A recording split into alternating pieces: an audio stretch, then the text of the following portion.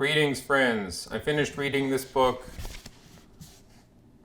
The Third Reich, A History of Naschisch Alemannia by Thomas Childers. So we're going to learn about the Naschisch and their leader, Elf Heider, or H-Man, and how they persecuted the Jorls.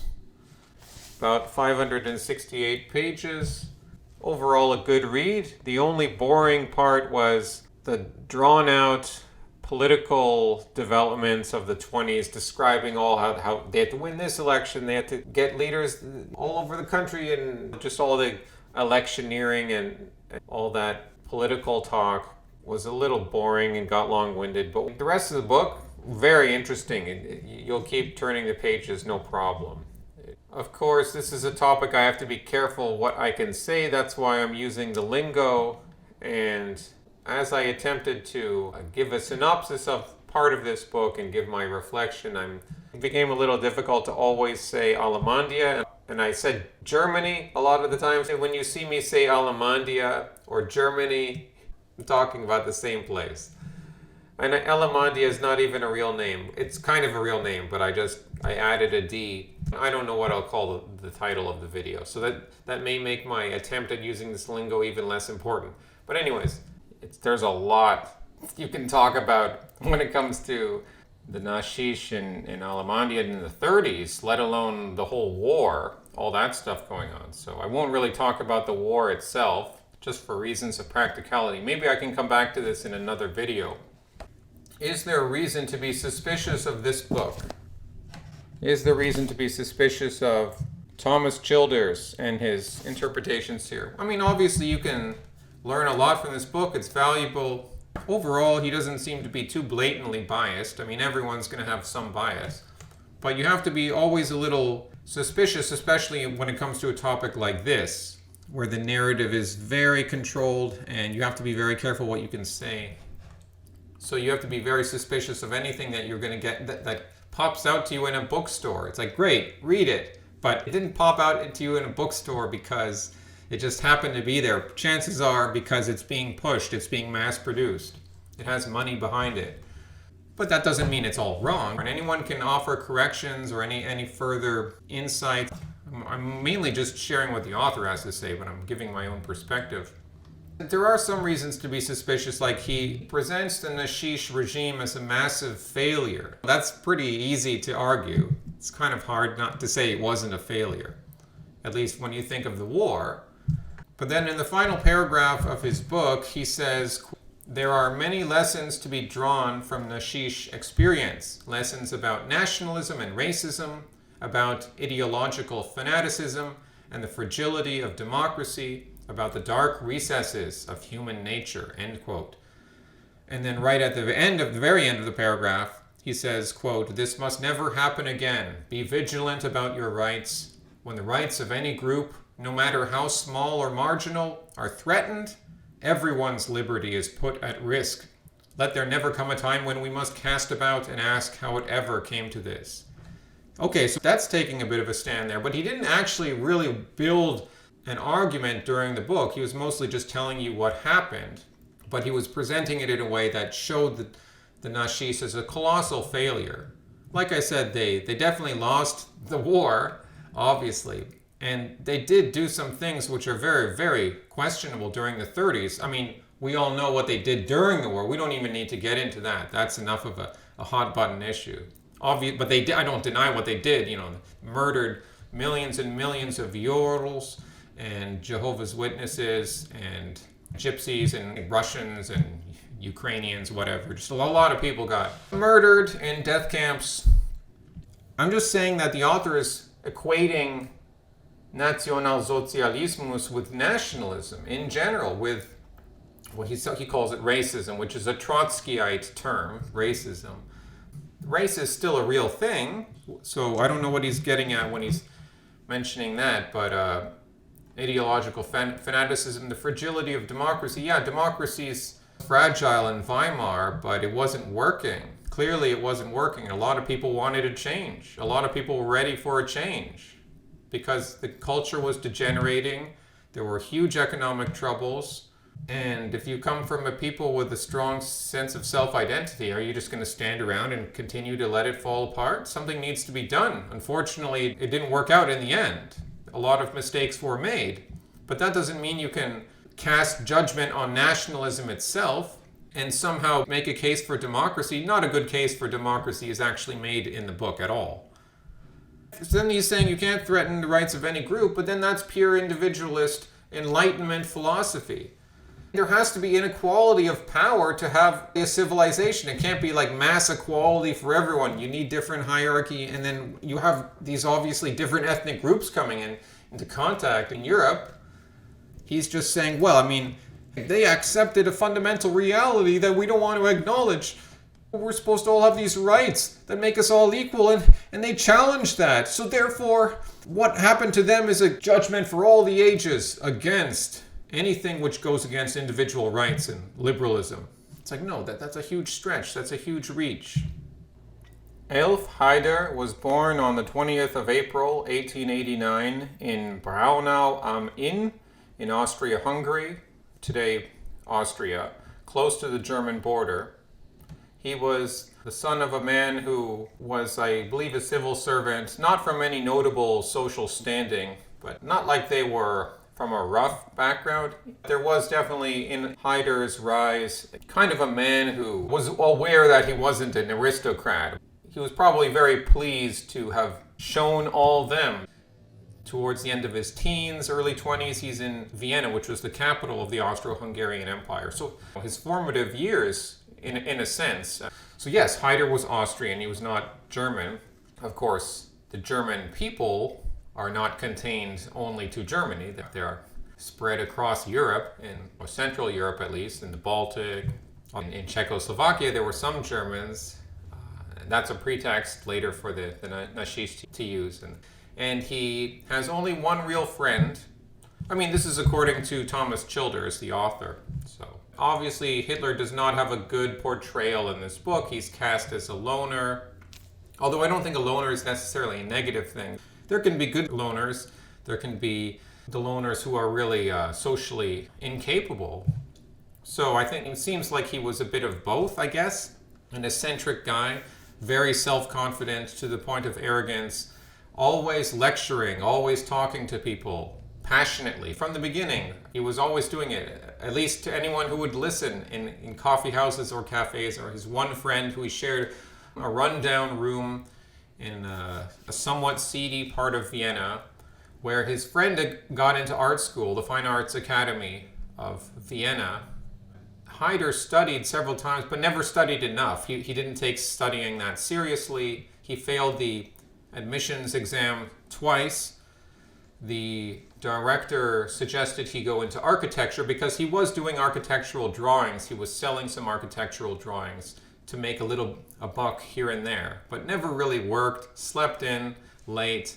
I'm not knocking the guy. I don't mind if you sleep in late, but apparently through his life, got up around 10 or 11 in the morning, even into, the late years, and was homeless for a time, in and out of homeless shelters. And of course, there are a lot of social programs back then through the church, through other organizations, that warming houses or places where they feed you, but then they make you can't spend the night. Not much different than how it is today. He got help from an aunt, but he wasn't really keeping in contact with much of his family during these years in Vienna. And Vienna, it seems, and Austria was more a source of the anti-Euralitism than, let's say the North, like what was Prussia. It had been unified by Germany, but the culture was a bit more different in the North. I mean, I guess the anti-Euralitism was not confined to Alemannia. You could find that in many parts of Europe. There had been pogromos over the centuries in Spain, in Russia. So there's nothing, but there was that undercurrent that he picked up on. But people who knew him at the time said that he didn't express any of these anti-Euralitist beliefs. He might have mentioned it a few times, but many people are doing that. He had moved to Germany a short time before the war broke out, maybe 1-2 years. I don't remember when exactly, and he was in and around Munich, in Bavaria in the south, which is close to Austria. He had evaded the Austrian authorities at one point to register for Austrian conscriptions to the army. That doesn't mean you're going to be conscripted, but you have to like put your name in and sign up. They tracked him down in Germany. They knocked on his door. They caught him by surprise. He was renting a room. He's always been good at persuading people. When he needed to be persuasive, when he needed to seem humble, he could do that.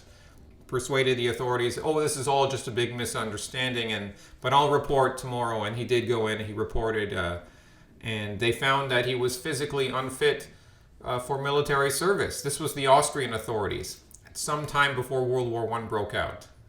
I don't know how long before, but he was a vegetarian throughout his life. He did not smoke, he did not drink.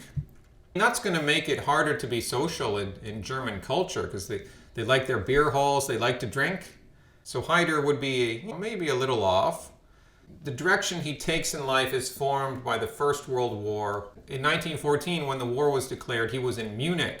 He was celebrating with many people in the streets, and he regarded it as a historic moment. Thousands of men at the time regarded it as a wonderful nationalist moment, and he was swept up in the enthusiasm.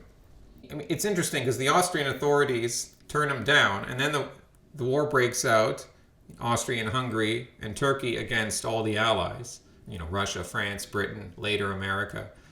And at the time, he is quickly accepted into the German army. He volunteers for that. So there was a bit of a double thing going on. I don't know what the author was trying to say, that here he's presenting Hitler as incapable, but then he gets into the army right away at the beginning. Now, you could, maybe they were desperate for soldiers, but it was the beginning of the war, so they wouldn't be that desperate right at the beginning when they thought it was going to be a short war. And they didn't ask any questions about his Austrian background. So the war goes by. He's a runner, running messages in between the command station and the front lines. And he is wounded several times over the years of the war. The second time by poison gas temporarily blinds him, and he has to spend time in a hospital.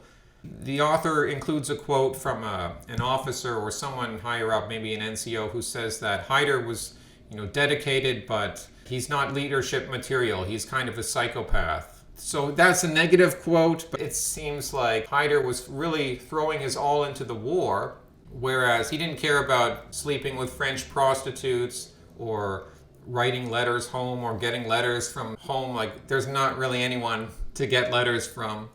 The army becomes his family, even despite, it sounds like the war was pretty terrible, like the trenches, all that, but it gives him a sense of meaning, interestingly. Interesting how some people can have a different experience from a war. Maybe other people, the war has a totally different effect on. It makes them completely anti-nationalist, but someone else, it makes them a nationalist. Germany was like his adopted home, his adopted people, but then he builds the ideology of the Alemannisch people being something greater than just the technical boundaries of Alemannia. Actually, Alemannia is a much bigger entity. And of course, the war did not turn out in Germany's favor. In fact, like other Germans, Haider was shocked when he found out what had happened. He was in hospital recovering, that there had been an armistice. Because why? Germany had done so well in the war. They were deep in France. They had decisively beaten Russia. They never really lost a battle outright. They had to withdraw, but they were overextended, of course. They couldn't keep the effort going, and the generals were worried that things could quickly reverse. And now that America was coming full force into the war, that they didn't want Germany to collapse and being annexed. So they signed a peace, but then it was a very humiliating peace treaty. Germany had lost some of its territory to Poland, to France, or to the Allied Joint League of Nations mandate territory. They had practically no military, no air force, no submarine fleet, very small rest of their navy, like only 100,000 soldiers. That's nothing, that's pigeon feed. There was the shame, there was the humiliation. So after the war, he just becomes a face in the crowd again, because all the millions of soldiers get demobilized. That's when the Frei Corps, Free Corps, like these sort of paramilitary groups, kind of like militias, sprout up all over Germany. They were mostly reactionaries, but I guess you could say the left had their own, because they were the communists, and they fought the communists, or maybe they fought the social democrats. They fought one of those other liberal parties. And a lot of people died. So hundreds of people died. Like in Munich, many people died. And there was even mini revolutions that went on, like communist revolutions. They got put down. That's one of the reasons the Frei Corps were around. Because the army itself, as we know, was limited in size. So they couldn't put these things down. So this is the climate that H-man rises in.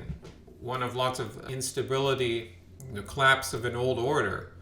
He's searching around for purpose, and Germany didn't slide just into this Weimar Republic right away. There were so-called reactionary elements right after the war, like 1919, 1920, 1921.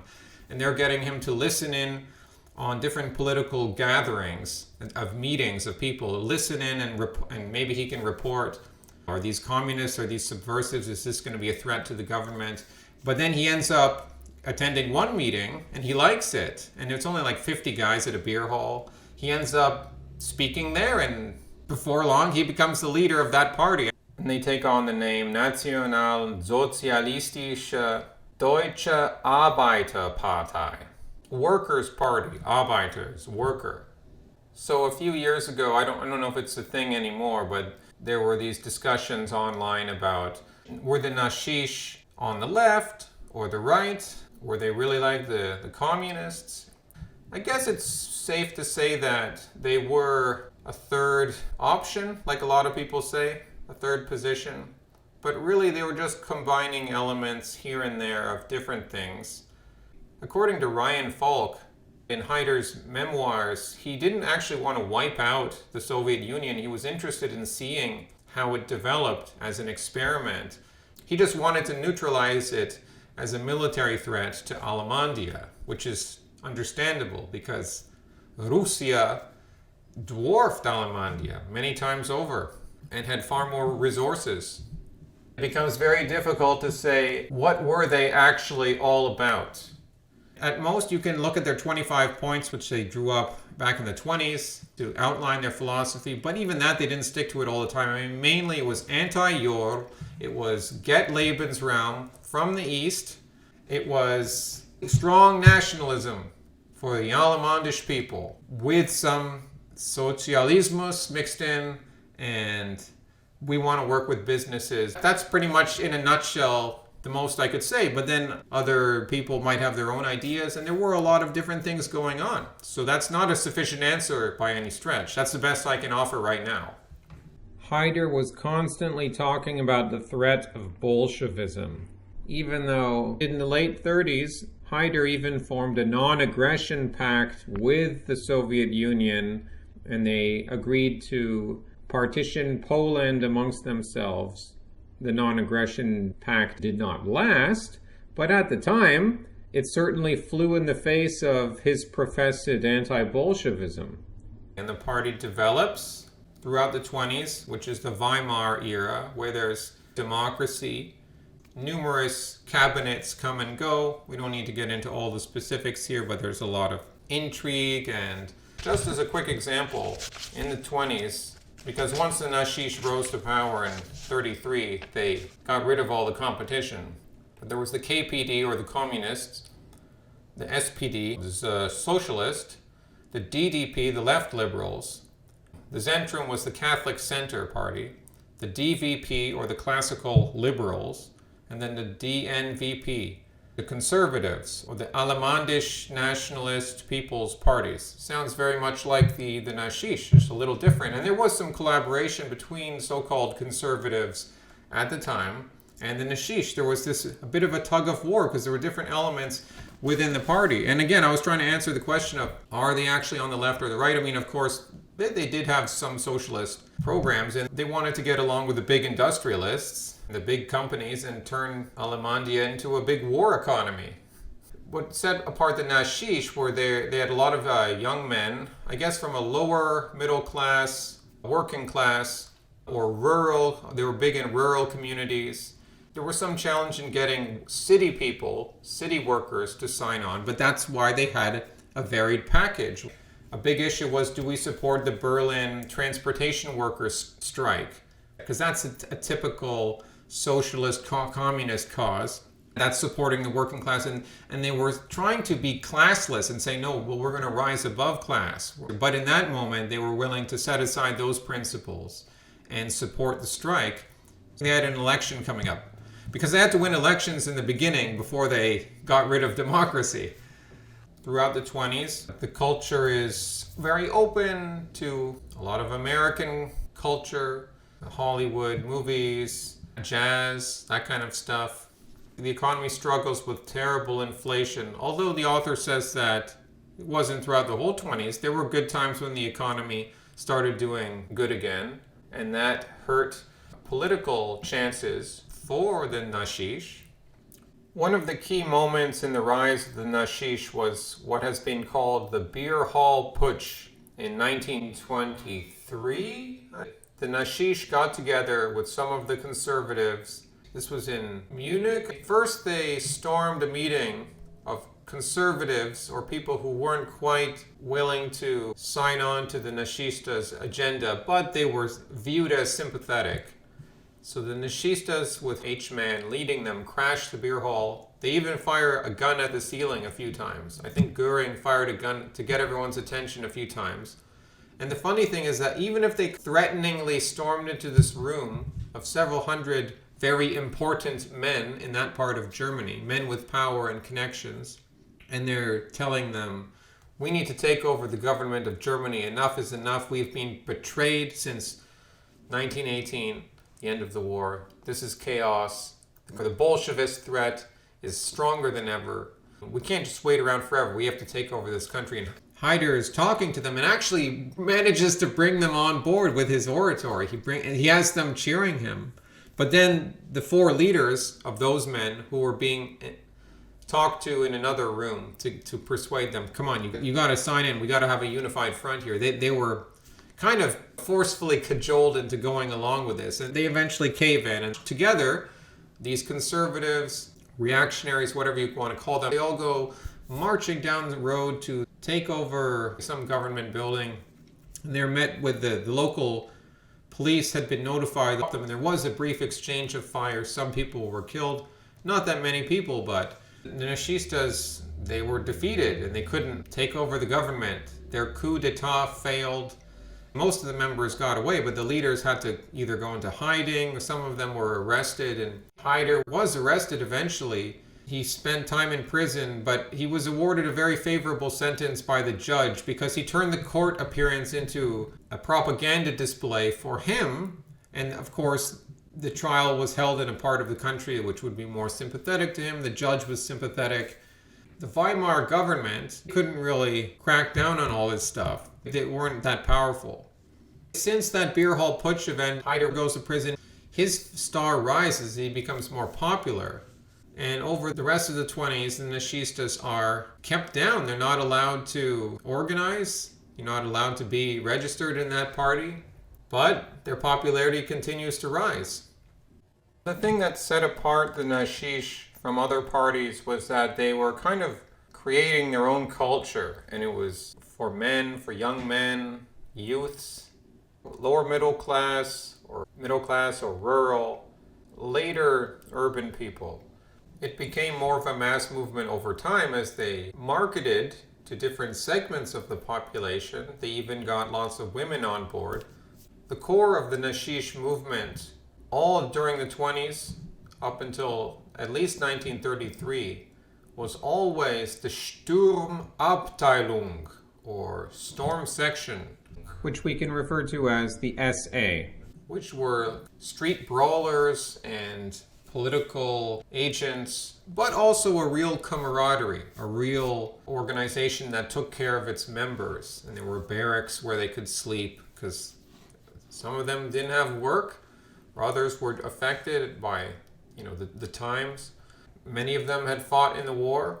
The SA were led by a man named Ernst Röhm, very bizarre man, but a military man, apparently very good at training soldiers. And he was even freelancing in South America, training soldiers there, I think in Bolivia, before he came back to Germany. He'd fought in World War I. He had been shot in the nose and suffered health issues his whole life from that shot. But he was very indispensable to Haider. And he was also gay. He was a homosexual. They just didn't talk about it, or they tried not to draw attention to it, but they didn't crack down on it like later on. The Naschistas did crack down on gays, but this was much later on, after the time of Ernst Röhm, because eventually he was done away with. Suffice to say, the SA played its role for many years in getting Haider to power. But once H-Man finally got in power, he didn't really need the SA anymore, and they were a bit of a liability. With all that violence, that's not good for your image of chaos in the street. As he said, the revolution can't go on forever. The dangerous thing about Röhm and his Sturmabteilung was that they never fundamentally accepted that they were subordinate to the party. And this is something that Haider was always very firm on. He's like, you must be part of the party. You must be subordinate to the party leadership, whereas Röhm saw it as in the same spirit, but a parallel organization, because they were like the soldiers, they were the manpower. Two powerful egos clashing over time. There were many flare-ups of problems with the SA over the years, but they had always managed to make the problem go away by sweeping it under the rug. Haider, in his interaction with his subordinates and in general, never interceded to resolve matters, to tell people, look, you got to do this, stop doing that, I'm imposing my will right now. We're getting on the same page here. No, he didn't like that too much. In fact, he didn't like dealing with a typical government job very much. He's kind of a bit of a recluse at times. He liked to get away from it all. This is how you have to see that he was beginning to be slightly manipulated, partly by his own doing, but by other people who wouldn't tell him the whole truth, wouldn't tell him the whole picture, that because they knew that he would get upset, so they wouldn't tell him the whole story. That becomes more of a problem once the actual war goes on. The SA have rebelled over the years. They've just had a long list of grievances with the party leadership. Basically, they didn't feel they're getting their fair share. They didn't feel respected. So some of them were being unruly. And eventually, Ernst Röhm is actually speaking of showing the Führer what we are capable of, and he's going to regret everything, and we will change the situation. It's not long before someone reports on what he's been saying. Haider confronts him about it, and he kind of denies it, but then the situation doesn't change. So eventually, Haider orders the Night of the Long Knives, or over 48 hours, they round up about 100 people and execute a lot of them, or just maybe imprison a lot of people. The main object is to completely snip the SA and just make it subservient. They killed Röhm. They shot him in his cell where he was being held. So Haider didn't always get involved, but one time he did decide to do something. See, that's the thing. He would often vacillate, hesitate for a long time, but then eventually make up his mind very quickly and come to a drastic decision. And from this moment on, the SA was clearly subservient to the SS, which now rose in the hierarchy. The SS is an abbreviation for Schutzstaffel, or security staff. They had made their first appearance in 1926. According to the author, unlike the mass SA, the SS was a small elite organization founded as an heir to Haider's personal bodyguard. In the early days, the SS, with its jet black uniforms with silver trim, was a mysterious unit. Its duties were ambiguous and its place in the party hierarchy were unclear. Previously, it had been officially subordinate to the SA. Of course, this had now changed. Although, in fact, it had always owed its allegiance directly to H-Man. Gradually, it had taken on policing duties, ferreting out spies within the party, compiling lists of Urals and enemies of the party, and was always alert for opportunities to expand its influence. Later, it would acquire the bone-chilling reputation for cold-eyed murder, sadism, and unthinkable cruelty. Under the leadership of one of H-Man's highest-ranking servants, Heinrich Himmler. In Prussia, for example, as Thomas Childers writes, under Hermann Göring, who controlled the Interior Ministry, and another guy named Diels, who controlled the Gestapo, they were successful in closing these SA prisons, because it was the SA that was carrying forward this violent revolution of seizing people and holding them in the first concentration camps, I guess you could call them, although they weren't death camps, but they were really shitty prison camps where people did die and people were beaten and tortured. So there was a lot of messed up stuff going on with the SA. You see, in this situation, it's literally the party leadership being like, well, actually, we're not trying to do that right now.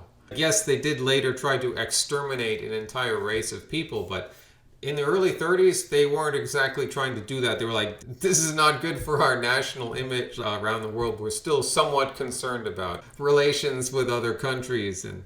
But Göring and Gestapo, they could close down those SA prisons. But then in Bavaria, efforts by the state authorities to investigate charges of torture in Dachau were thwarted by the SS and the SD under Heinrich Himmler and his underling Heydrich. The SA under Röhm, who maintained that charges of abuse and torture were fairy tales. And anyway, what right did the Bavarian Interior Ministry have to be snooping around for atrocity stories? And as usual, Haider did nothing. He didn't get involved. Pretty serious divisions are going on. This is already early on after the Naschisch have come to power. Childers writes, exacerbating this state of affairs was the fact that no real table of organization or clear chain of command existed, even in key areas such as the economy or the police.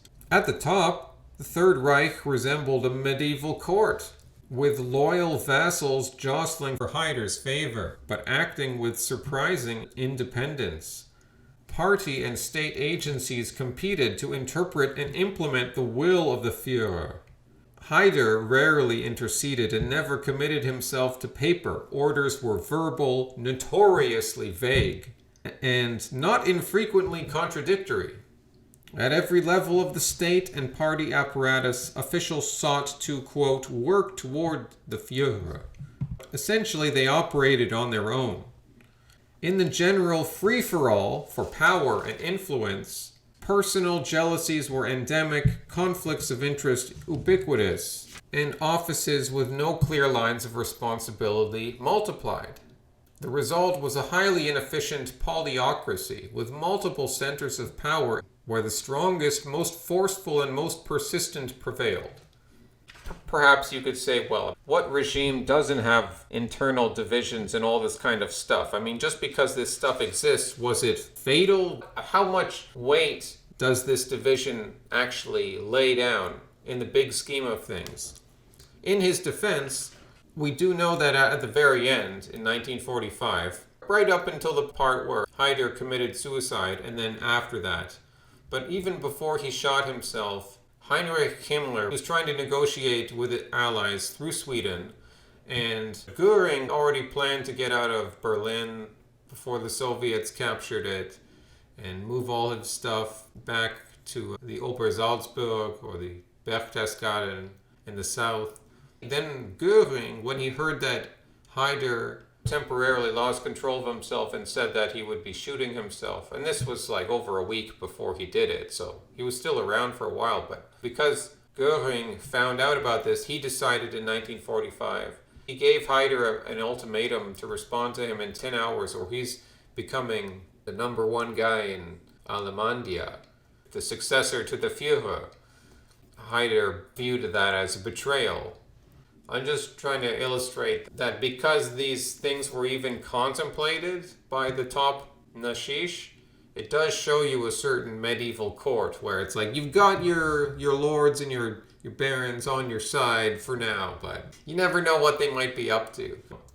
This endless list of Naschista organizations, and they weren't all connected. There were all these things, but there were the Haider Youth, which was like a junior essay kind of thing. There were these girls' organizations and these boys' organizations, and sometimes they got together for a weekend or they have a massive rally. Some of these got a little notorious because a lot of the young women, 14, 15, 16, whatever, like they'd be leaving pregnant. Embrace your masculinity and then embrace your femininity, but we're all together for the cause of Nationalsozialismus, and we all love der Führer, and he's shown us the way, and we can all have sex and produce more Aryan babies. And marriage is important, but in the end, when push comes to shove, popping out them Aryan babies is much more important than marriage. And actually, they did kind of tweak their philosophy later on in the 30s. But I mean, Goebbels and his propaganda, they had to tweak a lot of things later on. But those good old Naschistas, conveniently using conservative norms when it suited them. But when push comes to shove, they had to jettison a lot of them for their truly radical nature. The Naschisch did get real stuff done, some of which you can say was objectively good. Apparently they had something of an environmental policy in planting trees, where they encouraged the successful development of the Volkswagen car.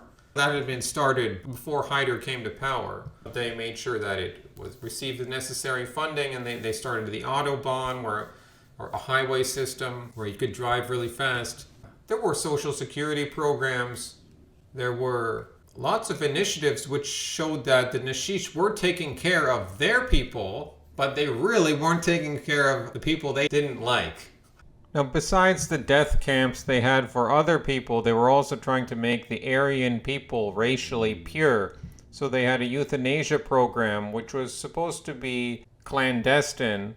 It was meant for mentally disabled or physically disabled people. They started off sterilizing people, but as the years went by, they straight up started murdering people. Even murdering like 16-year-olds, 17-year-olds, sometimes by injection or exposing them to the elements. Just to be clear, I do not support that. That's definitely immoral. However, of course, there would be things even in their own group where you'd be afraid of saying something in public, that there might be someone listening. Not just the Gestapo, who were the secret police. There was a whole mishmash of people that might be listening to anything you said on the phone or anything you said in public. The Alemandisch people learned to watch what they said, and the Naschisch geared the whole country just for war, and that's an unstable situation. But maybe that was the point. I mean, they needed resources. The concept of Lebensraum itself, an empire needs Lebensraum. So if Alemandia is going to say, we want to have an empire, the British got their empire, the French got their empire, we want one. We're a little late on the game. Our geographical position is challenging, but we're powerful. We've got science. We've got more manpower than Britain does. We need oil. We need access to the Mediterranean, but it's not that hard. We can get colonies. So they needed to get to the oil fields in Azerbaijan and east of Turkey, south of the Caucasus Mountains. But they didn't quite manage to pull it off. But they could have won the war if they'd secured their resource base. This is great power politics. It's not necessarily evil. It can be evil. It often is wrapped up with evil. And in this case, a lot of people, innocent people, got murdered. And that's evil. But that doesn't say the concept of empire itself and the Lebensraum itself is a bad thing. It's something that the United States has. Or Canada. We have plenty of Lebensraum. We have plenty of space and resources for our people. We've got our own problems now, but Lebensraum is not really one of them. They ostensibly wanted to colonize Eastern Europe. It was mostly about Eastern Europe. Each man wanted to conquer Poland and much of Russia, Ukraine. He didn't really care about France, Britain. He wanted to work with the British Empire. Why were the British so committed? They committed to Poland no matter what. And then when he finally attacked Poland, then the British committed to their alliance with France to declare war on Alemandia. Maybe they had to do that to honor their commitments to their allies. However, why do they care what happens to Poland? What's the historic importance of Poland to England? It's not so important. If Germany got a slightly bigger empire, then that would neutralize Russia. And then so that doesn't necessarily affect the balance of power in a negative way for Britain. But they wanted to keep the Alemannia in check. They can't have an empire in Europe. We have our world empire. You can't have one in Europe. I know I said I wouldn't talk about the war. I'm talking about it, very broad terms here. And there was this constant criticism of the euros and the international finance, international euroi, and their money. I mean, they made a difference in the First World War, and it certainly make a difference still. Maybe you could say his anti-Eurolitism was obviously neurotic and just completely over the top. However, when it came to this question of Britain and America, the strings are being pulled by international Euroi, and they're going to finance the cause against Nationalsozialism. So it's like, when you think about it, well, actually, that's kind of right. It's not entirely incorrect. Germany was Protestant too, largely Protestant, but especially the development of the Protestant Reformation in England, later in America. The usury, we can forget about the usury, the injunction against usury. And, there's certain more coming together of two different cultures, the Jorls and the individualist English tradition. The concept of making an empire based on debt. In the 30s, the Naschisch were aware of all of this stuff. They were talking about it. They briefly cooperated with Marshal Hindenburg, who was a very old man, a living icon of the past, of the imperial past, his star had not been tarnished by the First World War. He was the Reich's president. He could appoint chancellors, but then eventually he died, and that was not long after the Naschisch had come to power. And from that point on, they're not really cooperating with any real conservative. I was reading later in the book, during the war years, there were some resistance movements against Naschisch during the war within Alemannia, but they were pretty small because it was a totalitarian system. You couldn't really rebel. But there were some conservatives that got together and were trying to plan what would happen if we could install a new government to replace Haider. And one of the things they were talking about was we shouldn't go back to democracy. Democracy helped the Naschisch come to power. That's more of the conservative system, right? You may have some limited democracy, but you've got to have respected men in a hierarchical system together to decide power. Now I'm going to read some quotations from the book and maybe give some reflection. In December 1930, the Naschisch succeeded in getting the film All Quiet on the Western Front removed from distribution in Alemannia. They used forceful tactics, storming the premiere of the film, shouting, "Jorlisch, get out," roughing up some people. And the Naschisch campaign against All Quiet was but one manifestation of a broad assault on what it considered the un-German cosmopolitan decadence of post-war Germany. In the aftermath of the Great War and the social and political tumult of the hyperinflation, the nation, censorious social critics lamented, had plunged into a morass of hedonistic squalor. Some blamed the war, some economic woes, others women's suffrage, but all agreed that the frenetic, pleasure-seeking disregard of the traditional values of family, faith, and fidelity had sent the country plummeting into a state of moral collapse. The boulevard press, or tabloids, were filled with lurid stories of crime and sex and were, of course, tremendously popular. The appalling evidence of the country's moral decay was everywhere. Sex, jazz, flappers, homosexuality, the new woman, and an orgy of wild, uninhibited dancing. All challenges to traditional values, all of them foreign, especially American imports. The Naschisch launched assaults on all these manifestations of post-war popular culture. They posed as the stalwart defenders of traditional German values. They reviled the post-war cinema with its sordid sexuality and condemned the new art, exemplified by Kandinsky, Klee, Beckmann, and other expressionist painters. All had existed before the war, but they became centerpieces of what came to be called Weimar culture.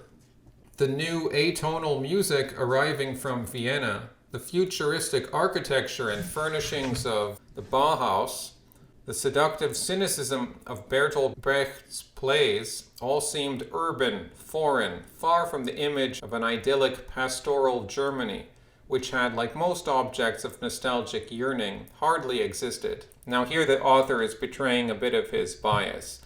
Oh, it's just nostalgia. Oh, it never existed. Where have we heard that before? Oh, what? European culture? That hasn't ever really existed.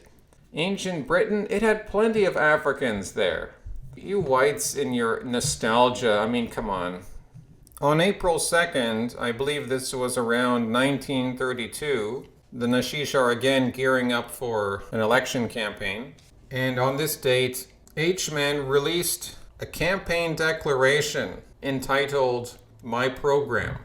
And then the author describes H-Man repeating his old story of rising from unlikely political obscurity and his fanatical devotion to the cause of Germany's revival. But the interesting part I wanted to read here was where H-Man was talking about how the authorities had banned his party's newspapers, suppressed its organizations, prohibited H-Man himself from speaking in different states, charged the party's leaders with slander, libel, sedition, thrown others into prison. Going on, he said, "The system parties have tried to silence me. They have scorned me. They could prohibit my speaking, suppress the movement, gag our propaganda, just as today they ban my newspapers, confiscate our leaflets, and deny us access to the radio. All this they can do and have for 13 years. But one thing they have failed to do. They have not been able to show me wrong." I just thought that was worth mentioning because of the Naschisch being denied access to the radio. Well, radio isn't so popular anymore, but there are other mediums. Here's another quote regarding who actually supported the Naschisch. Contemporary analysts, political opponents, and many subsequent historians were convinced that the apparently unstoppable surge of Nationalsozialismus support could be explained as a revolt of the lower middle class, a movement of the undereducated, downwardly mobile, and economically marginal, who deserted the traditional parties of the moderate center and right after 1928. This is the story that is told. Driven by economic despair and desperately afraid of proletarianization, so the argument goes, the resentful and frightened little men of Alemandian society flocked to the Naschisch. It is true that the base of the Naschisch support was to be found among the shopkeepers, small farmers, school teachers, and clerks of the embattled middle class. But by 1932, the party was far from being a party of the lower middle class. The Naschisch always vehemently rejected such characterizations, claiming that Nationalsozialismus represented a new political synthesis of seemingly antagonistic and contradictory currents. It was, they claimed, a Volksbewegung, a people's movement that stood above class, region, and religion, and as such, a novelty in Alemandian political culture.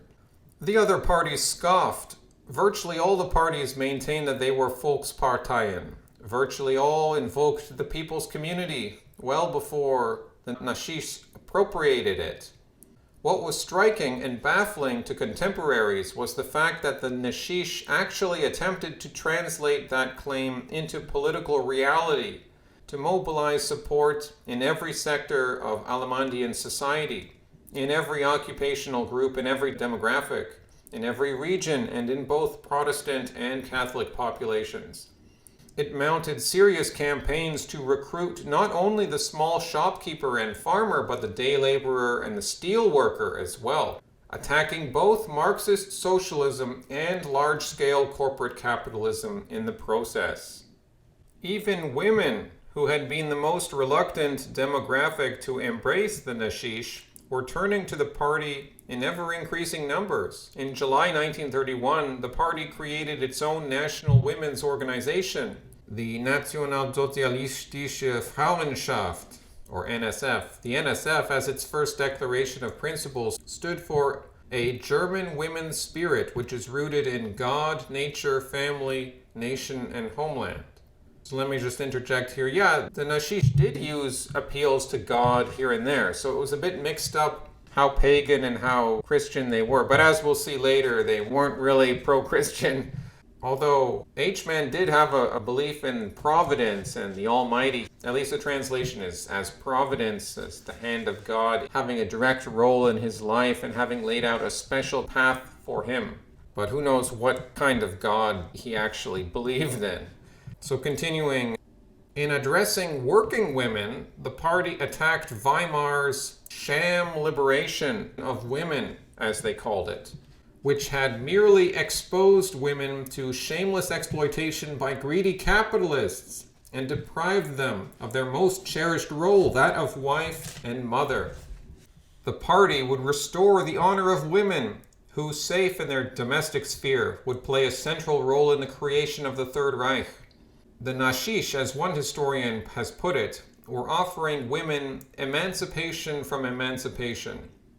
The party made enormous strides with women voters after 1930, especially in 1932. In those areas where votes were tabulated by sex, women for the first time outnumbered men in the Naschisch constituency in Protestant areas, although they still lagged behind in Catholic areas. By the summer of 1932, the Naschisch could claim with credibility that it was a genuine people's party. But there was a problem lurking behind the party's spectacular election numbers. Its surprisingly diverse following was a highly unstable political compound. Goebbels recognized that the millions who had flocked to the Naschisch were not drawn to the cause by a commitment to ideology. What held the party's heterogeneous following together was the conviction that the political system in Alemannia was broken, its institutions hopelessly dysfunctional, and its mainstream parties ineffective. So just to refresh our memory, the Naschisch come to power in 1933. What does the author have to say regarding the attitude of the Naschisch towards women as the 30s went on? Well, the Naschisch rejected women's participation in politics and opposed women in the workplace, holding generally retrograde positions on all gender issues. Calling something retrograde means it's old. It's the former thing. Is that somehow a critique? That's the historical norm. Childers says that according to the Naschisch, women's liberation of the Weimar era had been a swindle in which women were free to work long hours for lower pay than men and were denied the opportunity to fulfill their biological and societal destiny to become wives and mothers. H-man declared in 1934 that women's liberation is merely a phrase invented by the Yorlish intellect. The regime offered equality of the sexes, H-man said, each sex with its own sphere. Man's world is the state. His world is his struggle, his willingness to devote himself to the community. The woman's world is a smaller one, for her world is her husband, her family, her children, and her home. And they saw women as partners. The Naschisch gave families favorable loans and tax breaks for children. Women with more than 6 children paid no income tax at all. At the same time, women continued to suffer discrimination in the labor market. They were forbidden from serving as judges, public prosecutors, or lawyers, and no women were promoted to positions of high rank in the civil service. Women teachers were also confronted by a glass ceiling, being excluded or removed from higher administrative posts in education. Well, that sounds pretty good to me. That sounds like a good idea. Can we get some of that today? However, the Naschisch also wanted the women, besides staying at home, also mobilizing for active public service. H-man declared to the Nationalsozialismus Women's Congress in 1935, he said, "The so-called granting of equal rights to women, which Marxism demands, in reality does not grant equal rights, but constitutes a deprivation of rights, since it draws the woman into an area in which she will necessarily be inferior." It places the woman in situations that cannot strengthen her position vis-a-vis both man and society, but can only weaken it. The regime did not want any petit bourgeois ideal in the family with its plush sofa psychology and walking mannequins. For the Naschisch, the wife is a comrade, a fellow combatant, as one Sturmabteilung official said. The regime provided state subsidies for mothers, offered them leisure activities, sports, courses in feminine subjects. Yeah, they were trying to get women into sports too, which is also a kind of weird. You're trying to get women back into the home, but then you're getting them into all these organizations and getting them into sports. Female athletes who are really serious can't conceive children because too much of their body's energy is going into being an athlete. So beginning in 1935 and accelerating in the following years, Naschisch embarked on a major re-armament program, introducing conscription into a 500,000-man army, making an air force, battle fleet, trying to make Germany economically self-sufficient within 4 years. At this point, the regime began to expect women to find employment, not only in occupations traditionally associated with women's work, but now they would be working in armaments factories like later on. So by the outbreak of war in 1939, 2 million more married women were working outside the home than in 1933. Women were also expected to maintain an attractive appearance and behave in a modest, traditional way. They weren't allowed to wear cosmetics or provocative dress or bobbed hair. I don't have a problem with that. Go ahead, knock yourself out. Yeah, women couldn't smoke in public anymore. So after 1935, what had originally been a celebration of the mother's special role shifted subtly toward a more strictly biological function. Homage to the traditional family gradually receded, and women just became encouraged to have children, whether they were married or not. Unmarried pregnancy no longer constituted grounds for dismissal from the civil service, including for teachers. Naschisch propaganda began lauding the heroic, racially pure, unmarried mother's commitment to the Führer. Birth control was outlawed, abortion banned. I'm on board with that. I'm not on board with encouraging unmarried mothers to have kids. That's not a good idea. They undermined their own efforts to strengthen the Alemannian family by making this totalitarian state where all the kids are involved in the state organizations, spending much of their time, like to the point where they may not even be socializing as much with their own family. And also encouraging children to report on their parents, their own parents. Tell the state if your mother or father said something which could be dangerous to the state or could be against the regime. So it was really starting to break down the bonds of the family. At least this is the argument that Childers is making here. Around the year 1930, when the Naschisch were still competing with the other parties in democracy, one of the problems for their strategists was the continuing trouble the Naschisch experienced in predominantly Catholic areas, where the Zentrum maintained its dominance and where the Church, with its extensive network of social and cultural organizations, exerted enormous influence. In Catholic Germany, parish priests issued condemnations of Naschisch heathenism on election day, declaring that a vote for either godless communism or pagan Nationalsozialismus was inconsistent with the Christian faith. Shortly after the election, the Naschisch press officer in Hessen inquired of church officials in Mainz if, as a local priest had declared from the pulpit, it was the church's official position that, quote, number one, Catholics were forbidden to be members of the party. Number two, that as long as a Catholic remained a member of this party, he was not permitted to participate in funerals and other church rites. And number three, that he could not receive the sacraments, end quote. The church informed him that yes, this was so.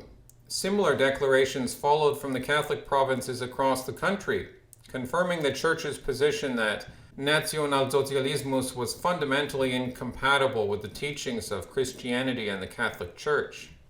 The party's image problem with the church was not helped by the appearance of so-called philosopher Alfred Rosenberg's The Myth of the 20th Century, an impenetrable book that was both rabidly anti-Eurolitic and anti-Christian. Rosenberg, whose ideological fanaticism was undiluted by either reason or serious learning, attacked Christian ideals and institutions, calling for a return to the mystical religious practices of the ancient Germanic peoples, complete with the celebrations of the solstices, rune stones, and Norse gods. Although H-Man never officially endorsed such ideas, and he kept his distance from Rosenberg's positions on religious matters, the damage had been done. The party, Joseph Goebbels concluded, Goebbels was the propaganda minister, the party would have to make a concerted effort to allay the fears of Christians, especially the Catholic Church, whose internationalism came under particularly vitriolic attack by Rosenberg. This would be proved to be a tall order.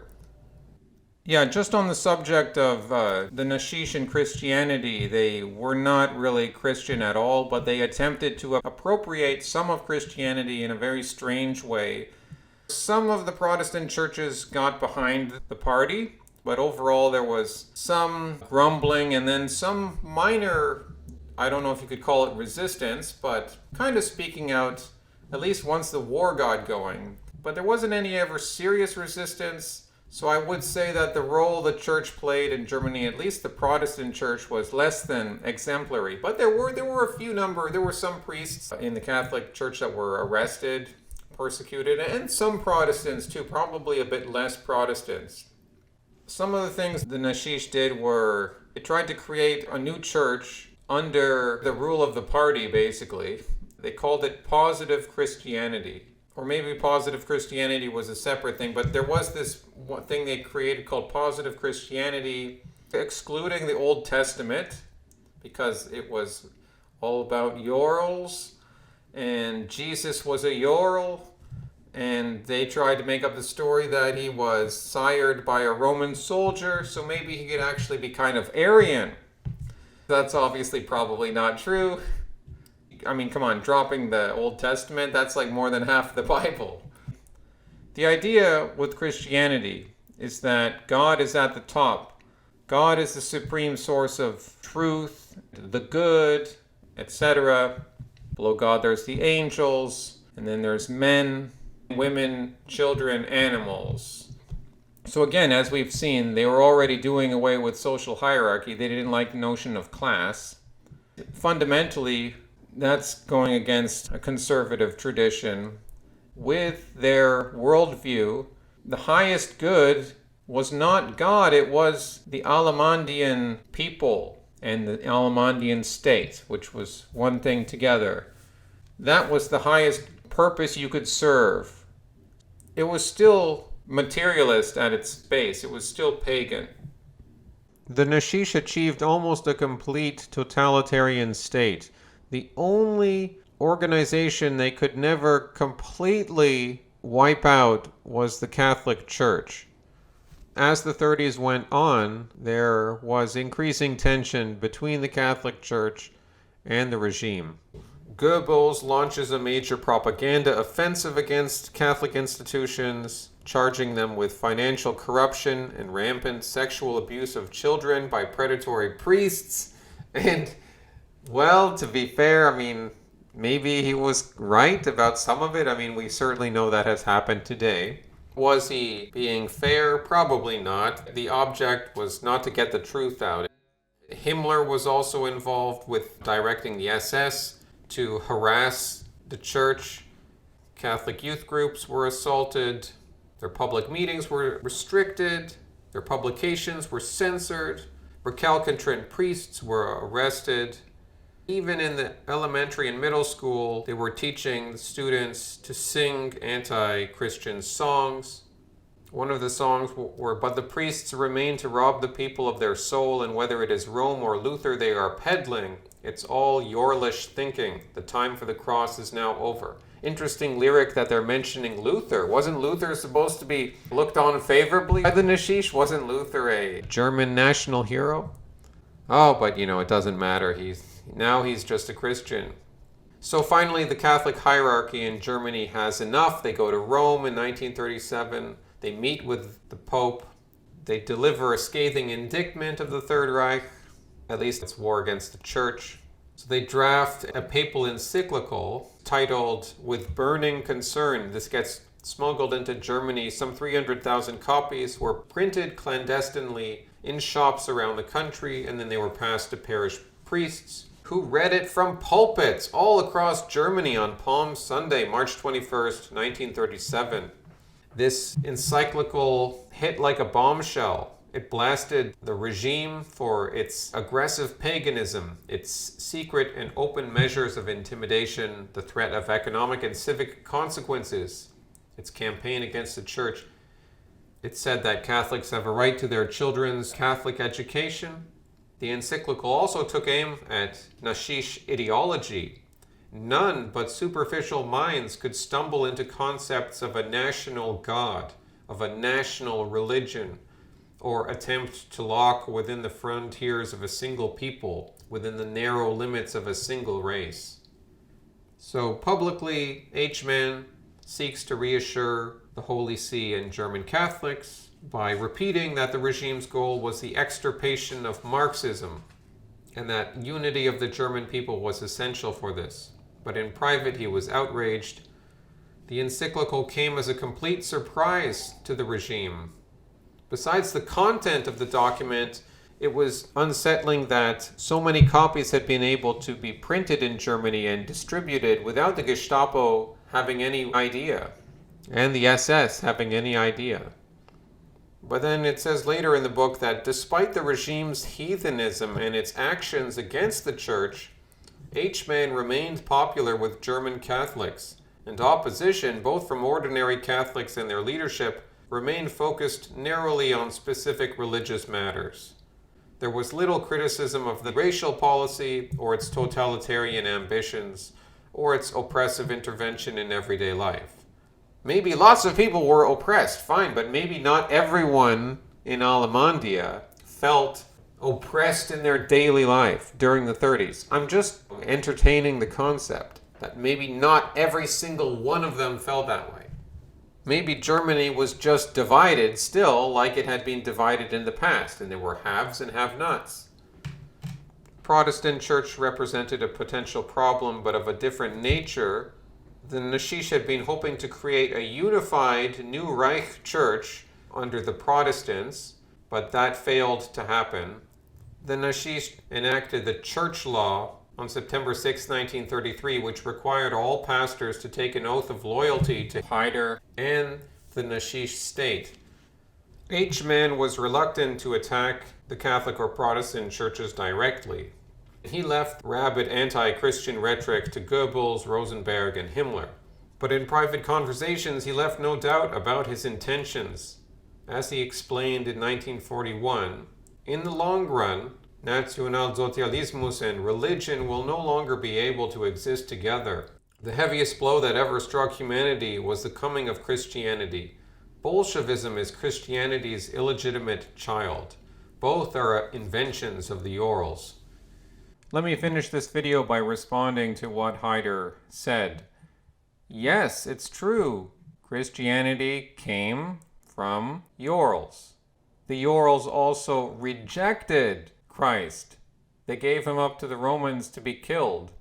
And you could make the argument that after Christ, the definition of a Ural was someone who rejected Christ.